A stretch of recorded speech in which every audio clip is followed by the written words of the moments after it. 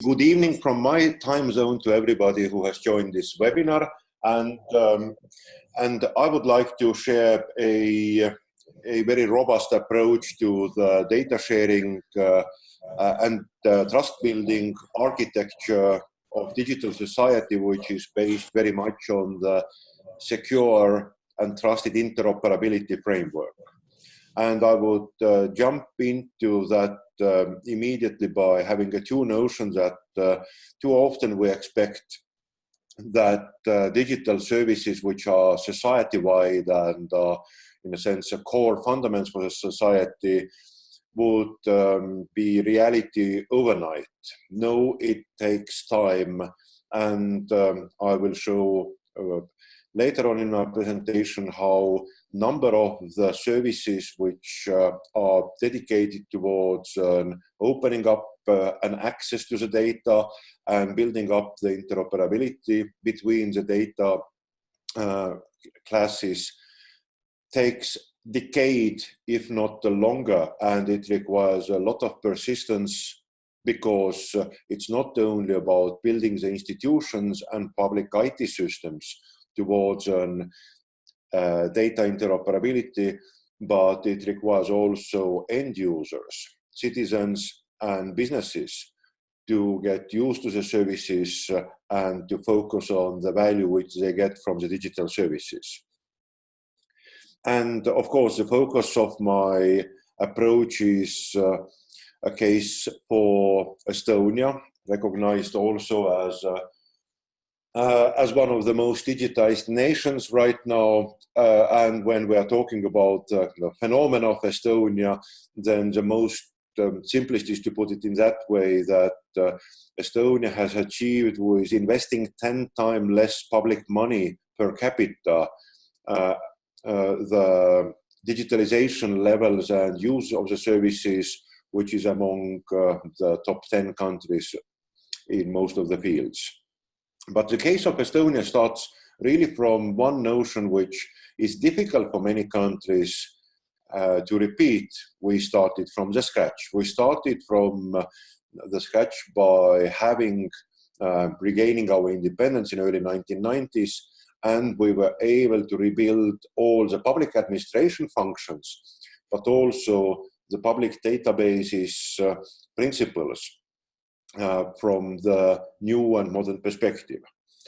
Second one, what is often missing, especially when we're talking about OECD countries with high development levels, there is really no need and hunger because most of the society is happy already with services what they get.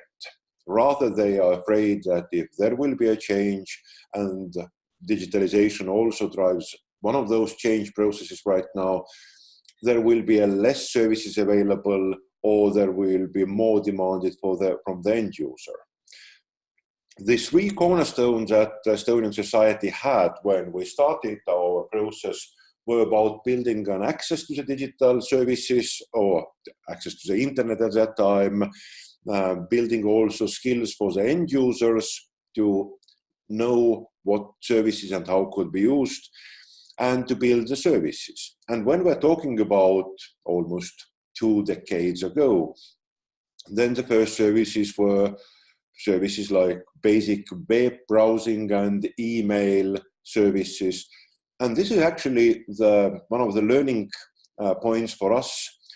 We started without data regulation or the digital public services regulation, but we started by having a lot of de facto processes accepted as norms, as a new digital norms, which means that if you wrote an email without any digital signature, without anything else to any public authority, then you got an answer, which was not legally signed or digitally signed, but it was something which helped you out. So, for example, if you wrote to a tax department email address asking advice about your case, you most probably received an answer within a day.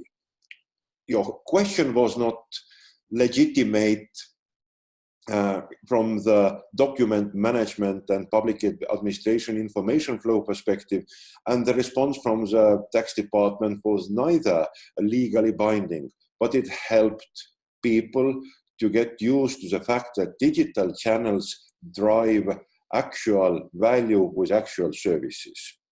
And this became later on really the norm, where all the services, and when we're talking about public services, then it's data-driven services, which in 21st century context, of course, are all digital data-driven services. They are all designed user-centric, not government, ministry, or agency-centric. And when you start building user-centric services, you recognize immediately that in order to deliver a service for a citizen or for a business, you require actually an access or sources of data from multiple different registries. There is no one super database which covers all the government information, but you need to combine the different database fields with the content to deliver the service to the end user. And that was something where we recognized the utmost importance of the interoperability framework. And that was also the moment since what Estonia never talked again about sharing the data, where we actually are, in a sense, really bad, but we are enabling access to the data, which means that there is a framework, interoperability framework, which is a legally binding and also regulatorily enforced secure data exchange framework for all public institutions and also all the private institutions who won't have an access to that if they meet the technical standards and regulatory terms, which are not very difficult ones. And this is why most of even the SMEs, not talking about the banks or telecom or utility companies, have gained a value from having an access to the digital data, starting from the geoinformation systems, ending up with the different core factors which make their services valuable to the end user. And another area after framing the interoperability importance, we understood that technology is not something which comes first, but during the design process where you are trying to adopt and introduce a new technology, the regulatory, legislative, and also institutional support process needs to be initiated right away. So legislation goes very much hand in hand with technology, and in legislation, we don't have an IT or data legislation. Yes, we have data protection legislation, and in European Union, the GDPR is something which is enforced all over the European Union, but the legislation which deals with childcare, the legislation which deals with social care, the legislation which deals with an environmental protection, or which deals with licensing activities in food processing, they need to embed into their legislation aspects that enable them to use digital solutions and make their field of service digital. And this is a way where all government agencies, all ministries are also digital agencies, not one champion who has to push and drive and convince other ministries to come, but all them are responsible for their digital agenda. And interoperability framework is something which is creating really the data access environment framework. And really that dealt and led us to the point where we can say that public sector has started to lead the digital transformation innovation process. And the utilities, banks, the technology sector were the ones who came and followed later on. All the choices we make have been always extremely pragmatic. Pragmatic meaning also that when you keep an end user in mind, then the focus has not been on saving money to the public institutions or with the digitalization, but it has been saving time and money for the end users. A very simple example, by enabling digital signature for society and by recognizing every Estonian citizen saves 5 days per every year just by using a digital signature architecture in Estonia. By using an automated reporting, an average SME saves 4 working days per every month by not having the bureaucratic reporting procedures to the tax department, but accepting the pre-filled reports and using the digital reporting systems. Those are actual functions which save time and money for the individuals, companies, and that is something which is always a focus right now also in the service development. So this is an overall framework which we are using and utilizing, and then maybe just to run through also shortly the timeline of the processes where I need to explain that not everything starts in one moment, in one day. You have a roadmap, and there are some areas which are crucial and very critical for the enabling access to the data, ensuring also control over the data, making sure that the quality of data and quality of services are ensured, and in the same time building up the interoperability framework. To put it in a nutshell, if you want to run a country or digital services in the nationwide level, you need to build 3 core registries: population, land, and business registries, and then create an opportunity to make an interoperability or data sharing between those registries, which cover then the fundament for the most of the other services. You can't build an e-health services without having a population registry or without having a licensed medicaments registry or doctors registry. And they are all based on the core fundamental databases or registries of the government, and the interoperability and data sharing between those registries is one of the aspects and factors that is ensuring also the quality of data assurance.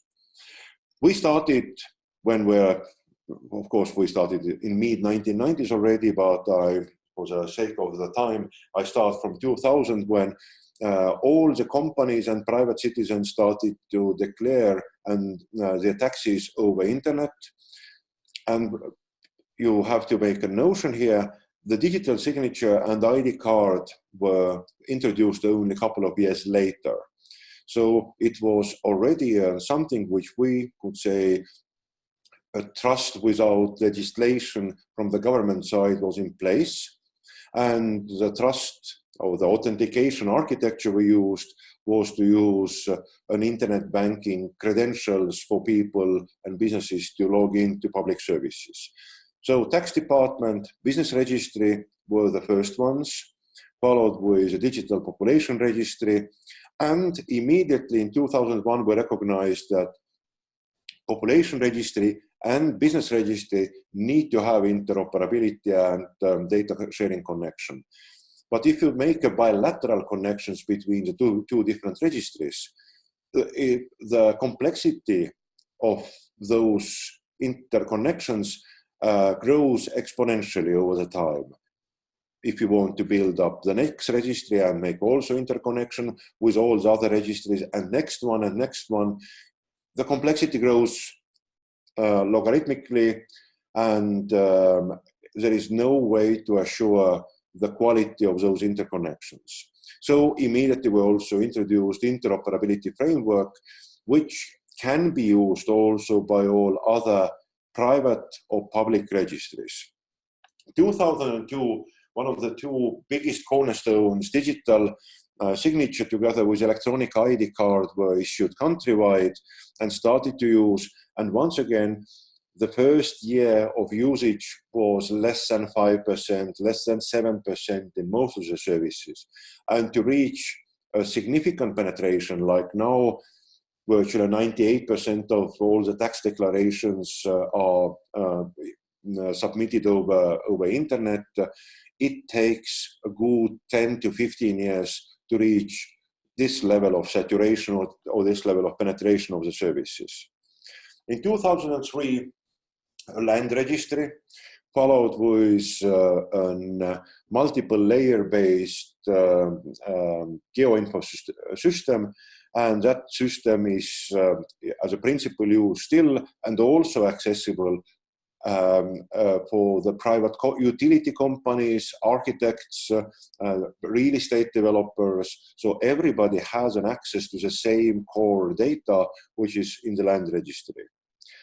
Starting from 2005, Estonia introduced also, in a sense, the ultimate trust-building exercise of modern democracies, voting over internet.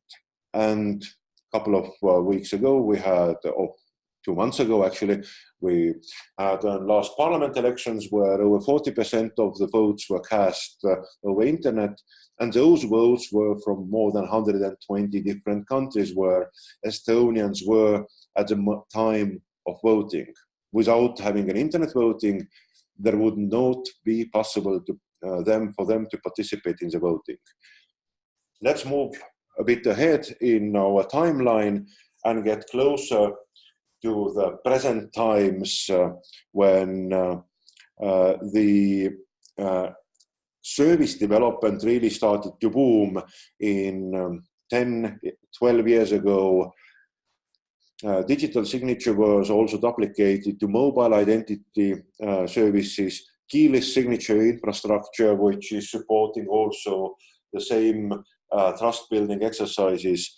And for many countries in very, very sensitive areas, such as e-health, biobank of genome of the society, where right now over 25% of society's genome is sequenced, and part of the biobank were established. But most importantly, the day-to-day e-health data for me, for my children, for my family doctor is accessible. And this is now something which on the day number one is not giving a huge value to the end user, but everybody understands that by sharing my also health data builds a better life for the future. And when we are asking why people in the age of 70 go and give the genome for sequencing, because they know that during their lifetime, the personalized medicine will not be on the market for them. But they say they do it for the sake of their children and grandchildren, because that builds a value to the next generations who come after that.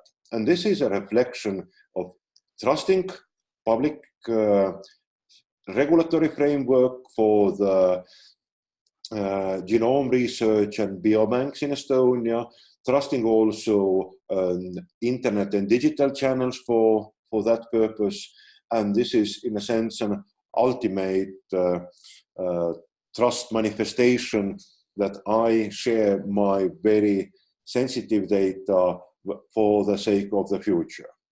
And the other services are following up after that. And now maybe let's move to the next slide, where we glance already a little bit of the future.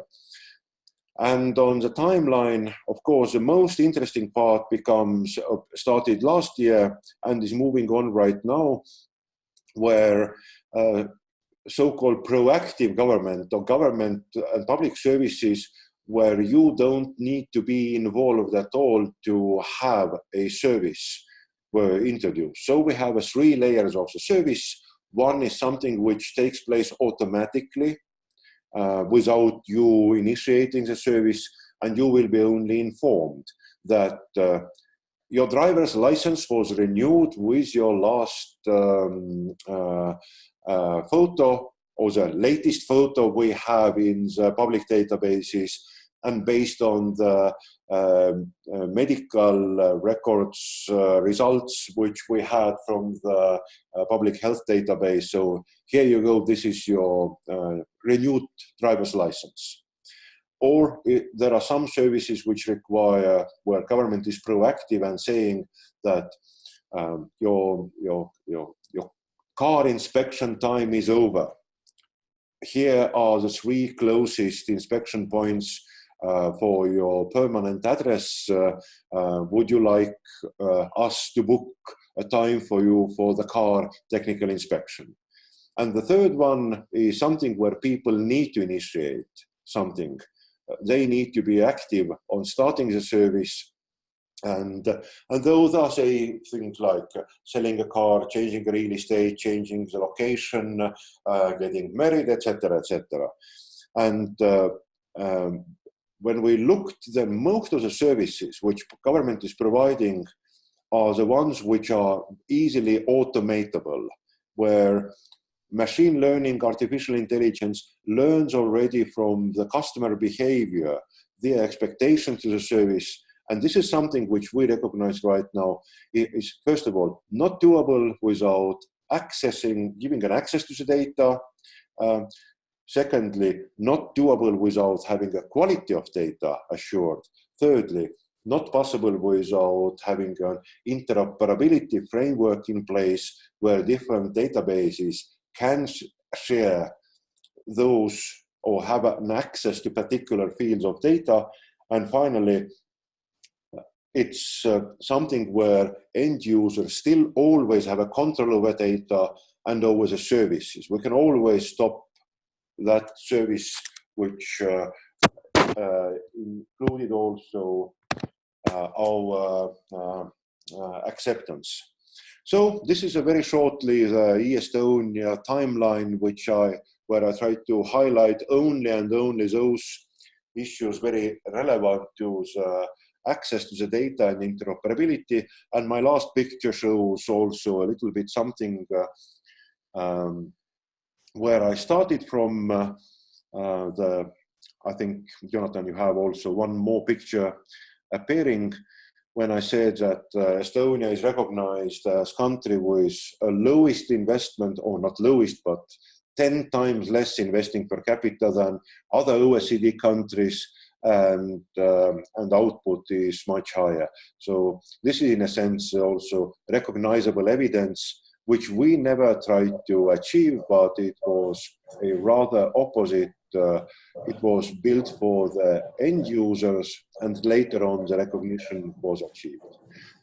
And thank you once again for having me on that webinar. Yeah, thank you so much, Linnar. I might take the moderator's prerogative and ask one quick question, just to keep us on track on time. Linnar, I'll ask that maybe you just give us a minute or two response, but it would be really interesting to build off your last point about, in this really strong system that has a lot of trust embedded in it, one of your last points about still ensuring users or citizens in the system have control and insight into their data. And I was wondering if you could just speak a little bit more about how individuals can track how their data is being shared and used, especially as you think about this proactive government services. That implies a lot of data usage, which may not necessarily be immediately apparent. And so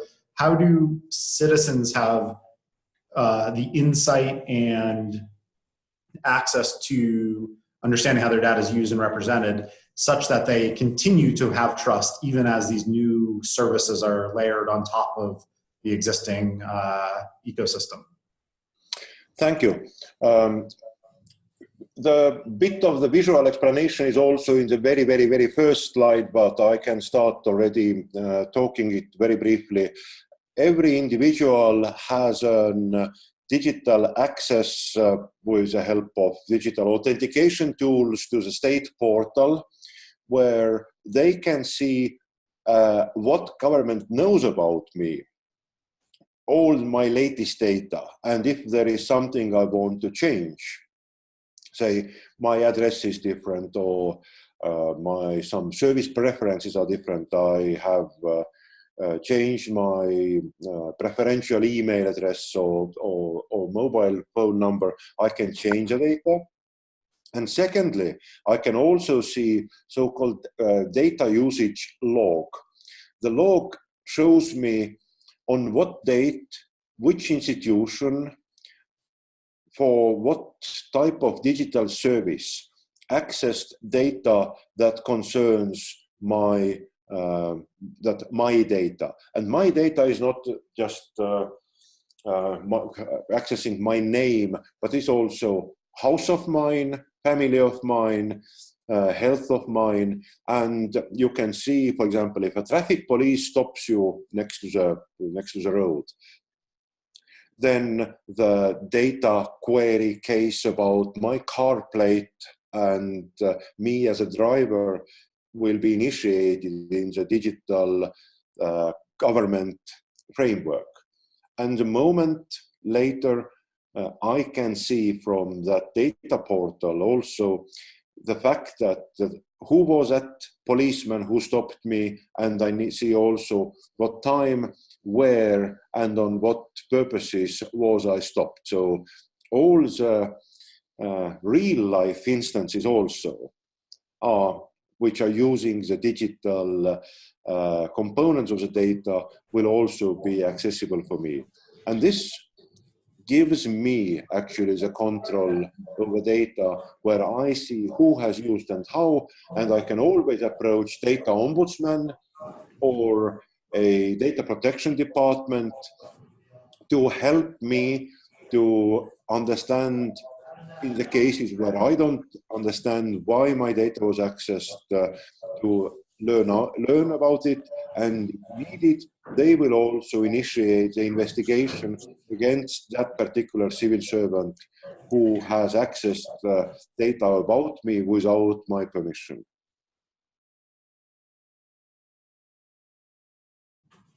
Great, thank you so much. I do want to be very cognizant of the time, but we do have one quick follow-up in the chat here, and just wanted to ask if private entities have access to the databases that have been set up, and if so, how is data shared with them without compromising privacy? And if you could just answer in one minute, Linnar, just so we stay on track. Thank you. Answer is yes. They can, the data is shared with them, but once again, in Estonia, we don't share the data, but we give an access to the data. So if a private entity has a question, does Linnar Viik live in that address? And this is, for example, when I go and open my bank account and I give my address. Oh, actually, I don't need to give my address, because if I go to bank to open my account, I say my name, I say my ID code, and they ask, is that your address? Because they can query that particular field of data. They don't know, they don't have an access to all the data, but only to that field of data and part of data which concerns the service they are at the moment providing. Insurance company knows only one part of data, banker only one part of data, the car repairman knows one part of data, utility company, if I want to have an ADSL installed to my house or any other service provided to my house, they can access also the utilities infrastructure data to see how is a better way to provide the service. So you don't share the data with private companies, but you give them an access based on the service they are entitled and licensed to provide. Thank you. Great. Thank you so much, Linnar. Really, really appreciate the presentation and insights.